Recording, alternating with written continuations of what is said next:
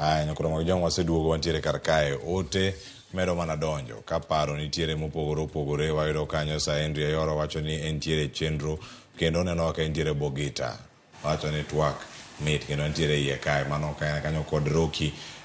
kawuok Kisumu wacho ni Ramogi ler oyawra ahinya Clever Ramogi TV aneno ka entiere Kisumu County an adega nyawawa erokamano ahinya jogo mantiere kar kanyo kendo wadhi mana yudo gi achiel kachiel ka weche manyien mabende medo donjo na Nyakura Ramogi jang'o wayud thuolo mondo mi wakoni ni kama intiere kar kanyo to weche gi choponwa e yo machalo nade kendo gimoro amora matimore koru kacha SMS line wa nare deka uchiel non jofamo moko bende nitiere oko mondo mi gikonwa ne ni kama gintiere kar kanyo giyudo gi e yo machalo nade medoro ote kachiel nyaka mbui mago mag Ramogi TV Facebook kachiel koda ka X yudo kacha Ramogi TV KE Instagram yudo kacha Ramogi TV Kenya mondo mi watudre kodi achiel kachiel ka ikonwa pach kotene kod twak mano godo odiochieng' ma kawuono penjo ma wapenji dibed ni omenda duono ne sirkal koso omenda nitiere to ka omenda nitie ikunge e yo machalo nade to ka okunge sectors mamoko dhi bedo ka yudo hinyruok koso resruok e yo machalo nade penjo ma penjo kar kanyo en mana man Dr.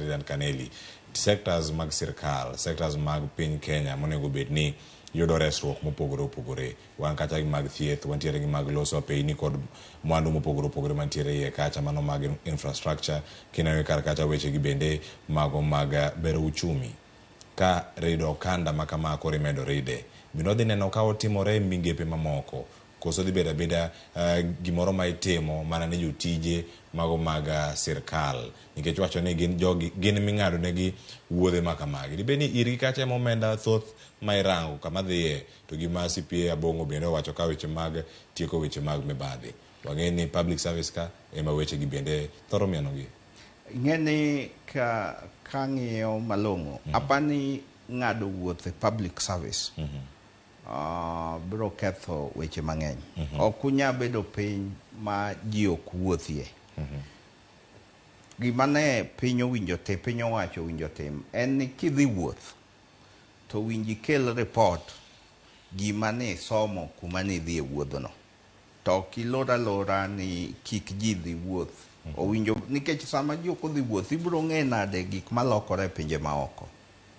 omiyo winjo ket chik ni sama ng'ato dhi wuoth indiko report gimi dhi wuotho gi gimi paro ni dhi somo gi kako biro konyo piny to mano nyatimo kendi koso nyaka dhi gi ji thagalanye wacho ni wuo gi ji 50 idhi kendi kata udhi ji ariyo to kiduogo to nyaka bed ni impact mar gima ne timono sirkal neno to ka ok nya nene ni ne dhi adhiya bayo to ibedo sachaj ing'ado e msara mari wuoth mane dhi manonono mano nyalo kelo discipline to biro miyo ji wuotho kendo neno gik matimore oko to king'iyo sani jotij sirkal gine motivation gi ne piny dhano en ng'at ma inyalo ng'ado gik moko kuomgi to koro giling giweyo ni okay kare rimako wi rwath koro wuotha gi wi rwadhno kendi ma aneno kosetimore sirkal nikech kane isomo nyoro to iyudo ni jotije mang'eny nyaka kata jo marito kwe sani ting'o msara mathin ne a third of their salary nikech osuru ma kore ng'adogi to ka koro kendo chaki chungo gi e wuodhe moko mane giyude achiel ariyo moro koro motivation dhi piny to ok en gima nyien nikech Kenya ka chon ing'en ji ne ok dwa tiyo ne sirkal kendo ji ne thoro tiyo e private sector magi gi ndalo Kibaki to gi ndalo Uhuru ema ne incentives gi okel ne jotij sirkal mondo o make tich e sirkal attractive to sani kora neno ka ji mang'eny biro temo wuok kende sirkal mondo gidog giti oko mar sirkal